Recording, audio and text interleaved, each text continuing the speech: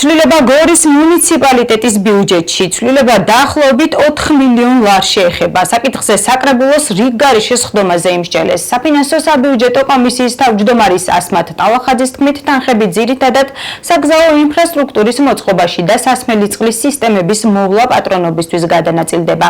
საკრებულოს თავმჯდომარის დავით რაზმაძის თქმით, თვითმმართველობის არჩევნებამდე ბიუჯეტში ეს ბოლო ცვლილება იქნება, რადგან კანონის მიხედვით წინა საარჩევნო პერიოდში ცვლილებები აღარ შეიძლება. შეგახსენებთ, თვითმმართველობის არჩევნები 2025 წლის 4 ოქტომბერს არის ჩანიშნული. Შემოსულობები არის გაზრდილი. მთლიანობაში გაზრდილია შემოსულობები 4.159.700 ლარით. აქედან ადგილობრივი ბიუჯეტიდან გაიზარდა ბიუჯეტი შემოსულობები 1 მილიონი ლარით, ხოლო ცენტრალური ბიუჯეტიდან 3.159.791 ლარით. აღნიშნული თანხა გადანაწილდა ხარჯით ნაწილში. ეს იყო ცვლილება.